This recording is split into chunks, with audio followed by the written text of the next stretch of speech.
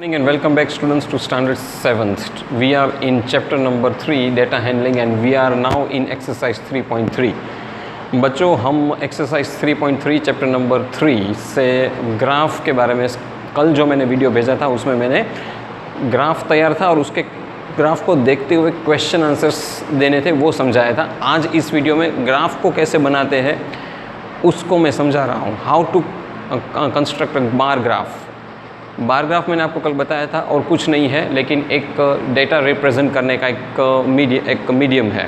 It is a medium to represent a data. So you have been very much acquaint with this और आपको ये पता भी है कि ग्राफ क्या है। आपने 6th स्टैंडर्ड में ग्राफ के बारे में थोड़ा पढ़ा था।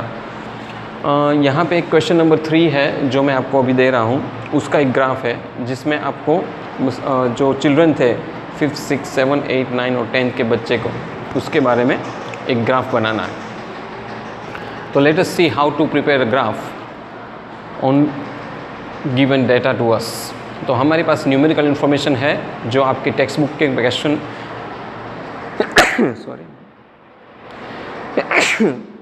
दिया है। हमें सिर्फ उस इंफॉर्मेशन को रिप्रेजेंट करना है बार ग्राफ में। बार ग्राफ जब बनाना हो तो बच्चों एक बात मैं आपको यहाँ कहना चाहता हूँ कि ये जो स्पेशल ग्राफ बुक आती है उसमें ही आपको बनाना होता है। इसलिए जब भी आप ये ग्राफ बनाओ देखकर तो ग्राफ बुक में बनाना, उसको ऑर्डिनरी नोटबुक में मत बनाना। तो पहला पॉइंट है आपको बार ग्राफ बनाने का, जो आपको बार ग्राफ बुक आती है उसमें बनाना है। सेकेंडली जब आप ग्राफ बनाओ तो आपके पास इन्फॉर्मेशन में सबसे पहले तो जो वर्टिकल लाइन है और हॉरिजॉन्टल लाइन इस तरह से बनानी है जैसे मैंने आपको यहाँ पे बताया है। तो ये जो वर्टिकल लाइन है वो y एक्सिस है, हॉरिजॉन्टल लाइन वो आपकी x एक्सिस है। यहाँ पे मैं लिख कर देख रहा हूँ। इसके बाद आपके देखो टेबल में जो इन्फॉर्मेशन दी है उसके हिसाब से क्लास और नंबर ऑफ चिल्ड्रन। तो जो जनरली क्वेश्चन में क्या होता है कि जो ऊपर की इन्फॉर्मेशन होती है वो जनरली हम x एक्सिस पर ही लेते हैं। तो ये क्लास है 1 2 जैसे 5th standard to 10th standard और कितने बच्चे हैं नंबर ऑफ चिल्ड्रन वो यहाँ पे दिया है। तो हर एक क्लास में कितने बच्चे हैं इसकी इन्फॉर्मेशन है मेरे पास, इसका डेटा है, मुझे सिर्फ ग्राफ पर रिप्रेजेंट करना है। तो आइए बच्चों मैं समझाता हूँ कि किस तरह से करना है। हाँ, आपकी ग्राफ बुक में आपने ग्राफ बुक देखी होगी, उसमें स्क्वायर वाला जो ब्लॉक्स होते हैं। हाँ, सबसे इम्पोर्टेंट बात हमें पहले स्केल चूज़ करनी होती है। तो ये एक बहुत ही इम्पोर्टेंट बात होती है ग्राफ में कि आपको एक स्केल फिक्स करने रहती होती है। जनरली बहुत सारे ऐसे क्वेश्चंस होते हैं जिसमें वो लोग स्केल तैयार देते हैं, लेकिन इस क्वेश्चन में ही उसने स्केल तैयार नहीं दी है। आपको बहुत बता ही देते हैं कि 1 सेंटीमीटर या 1 unit is equal to 1 centimetre मतलब कितना यूनिट लेना है। तो यहाँ नहीं बताया है, लेकिन मैंने यहाँ पे स्केल चूज़ की है 1 centimetre is equal to 10 children. तो एक जो आपका बार ग्राफ बुक होती है जो उसमें जो एक ये ब्लॉक होता है 1 सेंटीमीटर का वो बराबर 10 बच्चे हैं, 10 चिल्ड्रन है, ये मानकर आपको चलना है। तो स्केल बहुत इम्पोर्टेंट है। सबसे पहले आप स्केल चूज़ कर दीजिए। और स्केल चूज़ करने का सबसे आसान तरीका मैंने कहा कि आपको जो न्यूमेरिकल इन्फॉर्मेशन दी है, यहाँ पे देखो न्यूमेरिकल इन्फॉर्मेशन, उसके ऊपर से आप स्केल चूज़ कर सकते हो। जैसे कि मैं यहाँ देखता हूँ कि जो इन्फॉर्मेशन है मेरे पास वहाँ पे मैं 10 बच्चे लूँगा तो मैं ग्राफ आसानी से बना सकूँगा। 5 बच्चे लूँगा तो भी बना सकता हूँ, लेकिन फिर वो बहुत लंबा होगा। तो इसलिए थोड़ा मैंने कंप्रेस करके 10 बच्चे लिए हैं। आपके पास जो डेटा होता है उससे ही आप स्केल को चूज़ कर सकते हो। और स्केल इस तरह से चूज़ कीजिए ताकि आपको यहाँ पे लोकेट करना या बार बनाना आसान रहे। तो जनरली राउंड ऑफ फिगर में स्केल चूज़ करनी चाहिए। और वो इन्फॉर्मेशन से जनरली क्या इन्फॉर्मेशन इस तरह ही दी जाती है कि कभी कभी वो 10 का टेबल होता है, 5 का टेबल होता है, उसके आसपास राउंड ऑफ होता है, ऐसे स्केल होती है। इसलिए 5 10 अगर बहुत बड़े बड़े फिगर्स है 100 thousands में है तो आप 100 स्केल चूज़ कर लीजिए, 1 यूनिट इज इक्वल टू 100 ऐसे। तो वो बहुत इंपॉर्टेंट बन जाता है आपको। तो स्केल चूज़ करना एक बहुत इंपॉर्टेंट काम है इसमें। तो यहाँ पे मैं बता रहा हूँ मैंने 1 सेंटीमीटर इसलिए इसको 10 बच्चे लिए हैं, ठीक है। अब मैं बार ग्राफ कैसे ड्रॉ किया जाता है, हाँ एक ध्यान रखना कि आपके पास स्केल होनी चाहिए जब आप बार को ड्रॉ कर रहे हो, ताकि वो आपका डेटा बहुत ही खूबसूरत और अच्छा लगे, क्योंकि जो भी आप रिप्रेजेंट कर रहे हो वो बहुत ही अच्छा होना चाहिए, तो ही उसकी इन्फॉर्मेशन कोई किसी को समझ में आएगी, वरना इन्फॉर्मेशन का मतलब ही क्या जो इन्फॉर्मेशन समझ में ना आए। और मानो कि आप डेटा रिप्रेजेंट कर रहे हो, मतलब कोई एक पिक्चर जैसा कुछ दिख रहा है, और जब मैं ये डेटा हैंडलिंग का चैप्टर आपको प्रैक्टिकल लाइफ में कहाँ पे काम आता है ये समझाऊँ, तो इन लोगों को बहुत काम आता है जो पढ़े लिखे भी नहीं है, वो लोग को कुछ समझ में आ जाता है इसको आप समझाओ तो। इसलिए वर्क नीट एंड क्लीन करो। अब जैसे कि मुझे 5th स्टैंडर्ड में लिखा है कि 135 स्टूडेंट्स है, तो मैं क्या करूँगा 5th स्टैंडर्ड का यहाँ पे मैंने देखो यहाँ एक्स एक्सिस पर जो क्लास लिखा है इसमें 5th स्टैंडर्ड मेरा यहाँ पे है।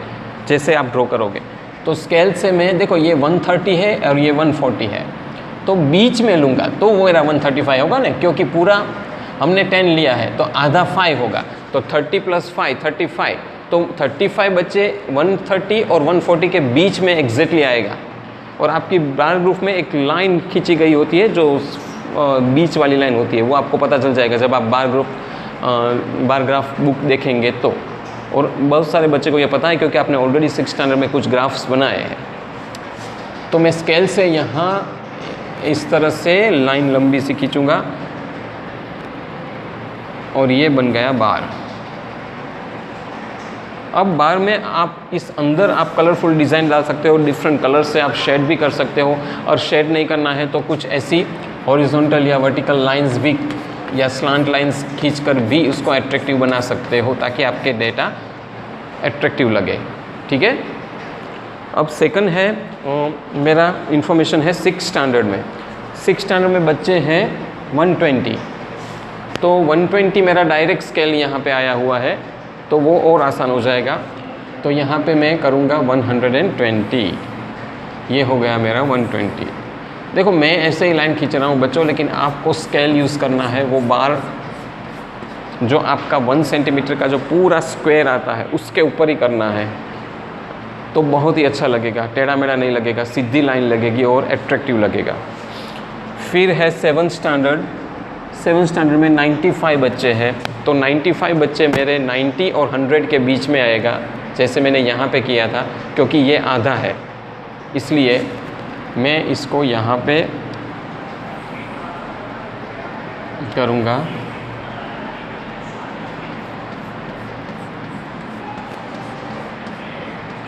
फिर 8th स्टैंडर्ड में एग्जैक्टली 100 बच्चे हैं, तो 100 तो डायरेक्ट ही स्केल दिया हुआ है, इसलिए 8th स्टैंडर्ड में 100 एग्जैक्टली यहाँ पे आएगा 8th स्टैंडर्ड के नीचे।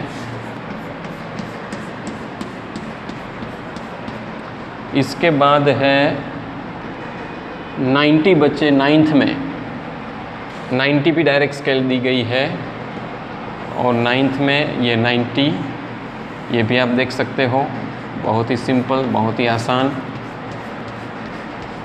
और लास्ट 10th स्टैंडर्ड में आपको 80 बच्चे हैं मेरे ख्याल से, यस 80 बच्चे, वो भी डायरेक्ट स्केल में ही आएगा, तो यहाँ पे वो 80 बच्चे।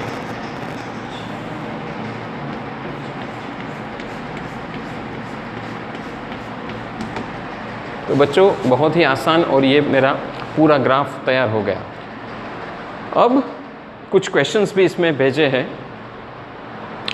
कि भाई क्वेश्चन नंबर 1 और क्वेश्चन नंबर 2 पूछे हैं यहाँ पे, उसमें कुछ वो ये कहना चाहते हैं हमें कि बार को देखते हुए कुछ क्वेश्चन के आंसर भी दीजिए। तो पूछा है कि कौन से क्लास में मैक्सिमम बच्चे हैं और कौन से क्लास में मिनिमम बच्चे हैं। तो मैक्सिमम बच्चे तो मैंने देखा 5th स्टैंडर्ड में है, वो 135 है, और मिनिमम बच्चे 10th स्टैंडर्ड में है, वो 80 है। तो वो आंसर मैंने यहाँ लिखकर दे दिया है ऑलरेडी क्वेश्चन नंबर 1 का। Again I repeat, 5th standard में 135 बच्चे और 10th स्टैंडर्ड में 80 बच्चे, वो तो आपके क्वेश्चन में टेबल में ही दिया है, देखकर ही आपको आंसर पता चल जाएगा, इसके कोई बहुत बड़ी बात है ही नहीं। सेकंड में उसने रेशियो बताना है हमें, क्लास 6 और 8 के बच्चे का बीच का रेशियो बताना है। What is the ratio of standard 6 to standard 8। तो रेशियो के लिए मुझे पहले क्या करना पड़ेगा, रेशियो अगर मुझे फाइंड करना है, ratio is nothing but numerical comparison है। अगर आप कोई दो क्लास का कंपैरिजन करते हो, यहाँ क्लास साइज़ की कंपैरिजन की बात है, तो वो कंपैरिजन जब नंबर्स में होता है तो उसको रेशियो कहते हैं। उससे क्या हमें अंदाज़ा आता है कि दोनों क्लास का फ़र्क क्या है। 120 बच्चे 6 स्टैंडर्ड में है और 100 बच्चे 8 स्टैंडर्ड में है, तो मैं क्या करूँगा, 120 और यहाँ दो डॉट्स जिसको इस टू कहते हैं, 120:100, ये रेशियो को इस तरह दिखाया जाता है। और ये रेशियो को दिखाने का मतलब और कुछ नहीं है, इन दोनों को डिवाइड करना है, 120 डिवाइड बाई 100 या नीचे 100 लिखो, फिर रिड्यूस करो, 0 0 2 6 2 5, तो रेशियो आया मेरा 6:5।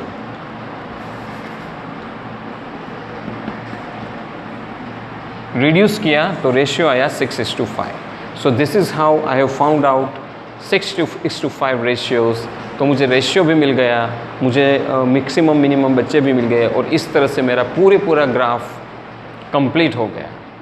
तो बच्चों, आई होप कि ये आपको पसंद आया हो। ये वीडियो अगर पसंद आया हो तो शेयर, सब्सक्राइब और लाइक करना मत भूलिए। दूसरी चीज़ के हाँ, डाउट हो तो ज़रूर मुझे ग्रुप में भेजिएगा। कल मैं आपको डबल बार ग्राफ कैसे कंस्ट्रक्ट करते हैं उसका एक वीडियो भेजूँगा। सुनने के लिए thank you. Good morning and welcome back students to standard 7th. We are in chapter number 3 data handling and we are now in exercise 3.3. बच्चों, हम exercise 3.3 chapter number 3 से ग्राफ के बारे में, कल जो मैंने वीडियो भेजा था उसमें मैंने ग्राफ तैयार था और उसके ग्राफ को देखते हुए क्वेश्चन आंसर्स देने थे, वो समझाया था। आज इस वीडियो में ग्राफ को कैसे बनाते हैं उसको मैं समझा रहा हूँ, how to construct bar graph. Bar graph मैंने आपको कल बताया था और कुछ नहीं है, लेकिन एक डेटा रिप्रेजेंट करने का एक मीडियम है।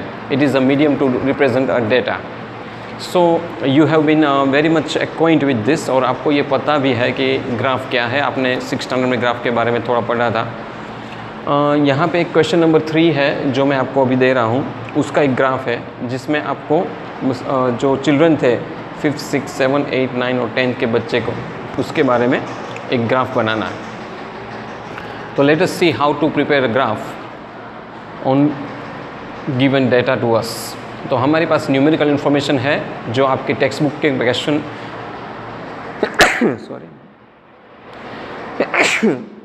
दिया है।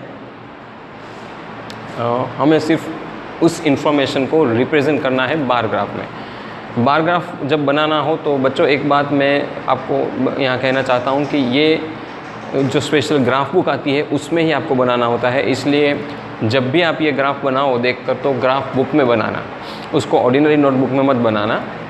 तो पहला पॉइंट है आपको बार ग्राफ बनाने का, जो आपको बार ग्राफ बुक आती है उसमें बनाना है। सेकेंडली, जब आप ग्राफ बनाओ तो आपके पास इन्फॉर्मेशन में सबसे पहले तो जो वर्टिकल लाइन है और हॉरिजॉन्टल लाइन इस तरह से बनानी है जैसे मैंने आपको यहाँ पे बताया है। तो ये जो वर्टिकल लाइन है वो y एक्सिस है, हॉरिजॉन्टल लाइन वो आपकी x एक्सिस है। यहाँ पे मैं लिख कर देख रहा हूँ। इसके बाद आपके देखो टेबल में जो इन्फॉर्मेशन दी है उसके हिसाब से क्लास और नंबर ऑफ चिल्ड्रन। तो जो जनरली क्वेश्चन में क्या होता है कि जो ऊपर की इन्फॉर्मेशन होती है वो जनरली हम x एक्सिस पर ही लेते हैं। तो ये क्लास है 1 2 जैसे 5th standard to 10th standard, और कितने बच्चे हैं, नंबर ऑफ चिल्ड्रन, वो यहाँ पे दिया है। तो हर एक क्लास में कितने बच्चे हैं इसकी इन्फॉर्मेशन है मेरे पास, इसका डेटा है, मुझे सिर्फ ग्राफ पर रिप्रेजेंट करना है। तो आइए बच्चों, मैं समझाता हूँ कि किस तरह से करना है। हाँ, आपकी ग्राफ बुक में, आपने ग्राफ बुक देखी होगी, उसमें स्क्वायर वाला जो ब्लॉक्स होते हैं। हाँ, सबसे इम्पोर्टेंट बात, हमें पहले स्केल चूज़ करनी होती है। तो ये एक बहुत ही इम्पोर्टेंट बात होती है ग्राफ में कि आपको एक स्केल फिक्स करने लेती होती है। जनरली बहुत सारे ऐसे क्वेश्चंस होते हैं जिसमें वो लोग स्केल तैयार देते हैं, लेकिन इस क्वेश्चन में ही उसने स्केल तैयार नहीं दी है। आपको बहुत बता ही देते हैं कि 1 सेंटीमीटर या 1 unit is equal to 1 centimetre मतलब कितना यूनिट लेना है। तो यहाँ नहीं बताया है, लेकिन मैंने यहाँ पे स्केल चूज़ की है 1 centimetre is equal to 10 children. तो एक जो आपका बार ग्राफ बुक होती है, जो उसमें जो एक ये ब्लॉक होता है 1 सेंटीमीटर का, वो बराबर 10 बच्चे हैं, 10 चिल्ड्रन है, ये मानकर आपको चलना है। तो स्केल बहुत इम्पोर्टेंट है। सबसे पहले आप स्केल चूज़ कर दीजिए, और स्केल चूज़ करने का सबसे आसान तरीका मैंने कहा कि आपको जो न्यूमेरिकल इन्फॉर्मेशन दी है, यहाँ पे देखो न्यूमेरिकल इन्फॉर्मेशन, उसके ऊपर से आप स्केल चूज़ कर सकते हो। जैसे कि मैं यहाँ देखता हूँ कि जो इन्फॉर्मेशन है मेरे पास, वहाँ पे मैं 10 बच्चे लूँगा तो मैं ग्राफ आसानी से बना सकूँगा, 5 बच्चे लूँगा तो भी बना सकता हूँ, लेकिन फिर वो बहुत लंबा होगा। तो इसलिए थोड़ा मैंने कंप्रेस करके 10 बच्चे लिए हैं। आपके पास जो डेटा होता है उससे ही आप स्केल को चूज़ कर सकते हो, और स्केल इस तरह से चूज़ कीजिए ताकि आपको यहाँ पे लोकेट करना या बार बनाना आसान रहे। तो जनरली राउंड ऑफ फिगर में स्केल चूज़ करनी चाहिए, और वो इन्फॉर्मेशन से जनरली क्या इन्फॉर्मेशन इस तरह ही दी जाती है कि कभी कभी वो 10 का टेबल होता है, 5 का टेबल होता है, उसके आसपास राउंड ऑफ होता है, ऐसी स्केल होती है। इसलिए 5, 10, अगर बहुत बड़े बड़े फिगर्स है 100 थाउजेंड्स में है तो आप 100 स्केल चूज़ कर लीजिए, 1 यूनिट इज इक्वल टू 100 ऐसे। तो वो बहुत इंपॉर्टेंट बन जाता है आपको। तो स्केल चूज़ करना एक बहुत इंपॉर्टेंट काम है इसमें। तो यहाँ पे मैं बता रहा हूँ मैंने 1 सेंटीमीटर इसलिए इसको 10 बच्चे लिए हैं, ठीक है। अब मैं बार ग्राफ कैसे ड्रॉ किया जाता है, हाँ एक ध्यान रखना कि आपके पास स्केल होनी चाहिए जब आप बार को ड्रॉ करें, ताकि वो आपका डेटा बहुत ही खूबसूरत और अच्छा लगे, क्योंकि जो भी आप रिप्रेजेंट कर रहे हो वो बहुत ही अच्छा होना चाहिए, तो ही उसकी इन्फॉर्मेशन कोई किसी को समझ में आएगी। वरना इन्फॉर्मेशन का मतलब ही क्या, जो इन्फॉर्मेशन समझ में ना आए। और मानो कि आप डेटा रिप्रेजेंट कर रहे हो, मतलब कोई एक पिक्चर जैसा कुछ दिख रहा है।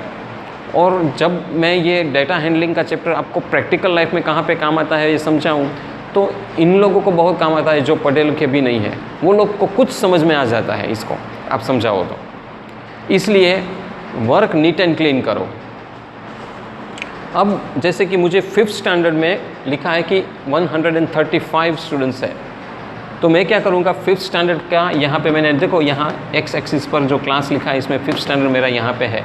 जैसे आप ड्रॉ करोगे तो स्केल से मैं देखो ये 130 है और ये 140 है, तो बीच में लूँगा तो वो मेरा 135 होगा ना, क्योंकि पूरा हमने 10 लिया है तो आधा 5 होगा, तो 30 + 5 35, तो 35 बच्चे 130 और 140 के बीच में एग्जैक्टली आएगा। और आपकी बार ग्रुप में एक लाइन खींची गई होती है जो बीच वाली लाइन होती है, वो आपको पता चल जाएगा जब आप बार ग्राफ बुक देखेंगे तो। और बहुत सारे बच्चे को ये पता है क्योंकि आपने ऑलरेडी 6th स्टैंडर्ड में कुछ ग्राफ्स बनाए हैं। तो मैं स्केल से यहाँ इस तरह से लाइन लंबी सी खींचूँगा और ये बन गया बार। अब बार में आप इस अंदर आप कलरफुल डिज़ाइन डाल सकते हो, डिफरेंट कलर से आप शेड भी कर सकते हो, और शेड नहीं करना है तो कुछ ऐसी हॉरिजॉन्टल या वर्टिकल लाइंस भी या स्लांट लाइंस खींचकर भी उसको अट्रैक्टिव बना सकते हो ताकि आपके डेटा अट्रैक्टिव लगे, ठीक है। अब सेकंड है मेरा इंफॉर्मेशन है 6th स्टैंडर्ड में। 6th स्टैंडर्ड में बच्चे हैं 120, तो 120 मेरा डायरेक्ट स्केल यहाँ पे आया हुआ है तो वो और आसान हो जाएगा। तो यहाँ पे मैं करूँगा 120, ये हो गया मेरा 120। देखो मैं ऐसे ही लाइन खींच रहा हूँ बच्चों, लेकिन आपको स्केल यूज़ करना है, वो बार जो आपका 1 सेंटीमीटर का जो पूरा स्क्वायर आता है उसके ऊपर ही करना है, तो बहुत ही अच्छा लगेगा, टेढ़ा मेढ़ा नहीं लगेगा, सीधी लाइन लगेगी और एट्रैक्टिव लगेगा। फिर है 7th स्टैंडर्ड। 7th स्टैंडर्ड में 95 बच्चे हैं, तो 95 बच्चे मेरे 90 और 100 के बीच में आएगा, जैसे मैंने यहाँ पे किया था, क्योंकि ये आधा है इसलिए मैं इसको यहाँ पे करूँगा।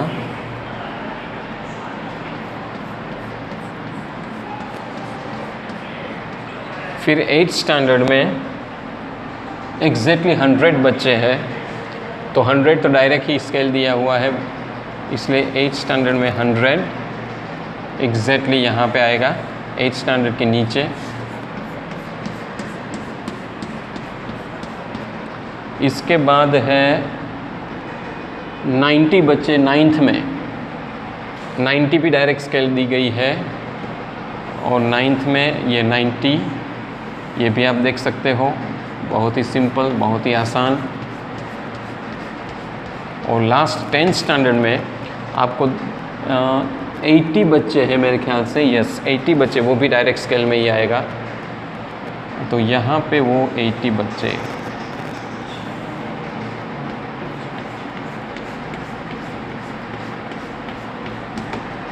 तो बच्चों बहुत ही आसान, और ये मेरा पूरा ग्राफ तैयार हो गया।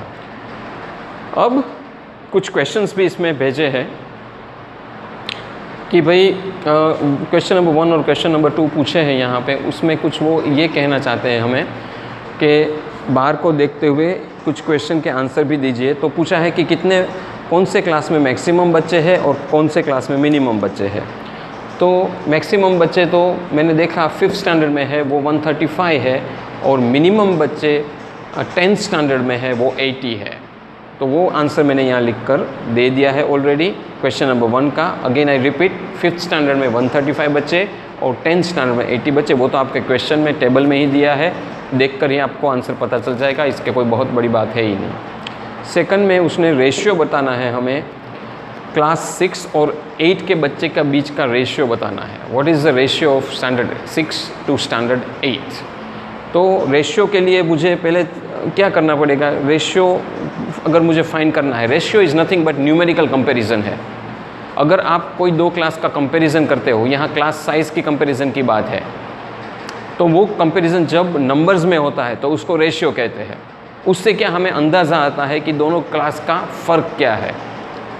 120 बच्चे 6th स्टैंडर्ड में है और 100 बच्चे 8th स्टैंडर्ड में है। तो मैं क्या करूँगा, 120 और यहाँ 2 डॉट्स जिसको इस टू कहते हैं, 120:100, ये रेशियो को इस तरह दिखाया जाता है। और ये रेशियो को दिखाने का मतलब और कुछ नहीं है, इन दोनों को डिवाइड करना है। 120 डिवाइड बाय 100, या नीचे 100 लिखो, फिर रिड्यूस करो, 0 0 2 6 2 5। तो रेशियो आया मेरा 6:5।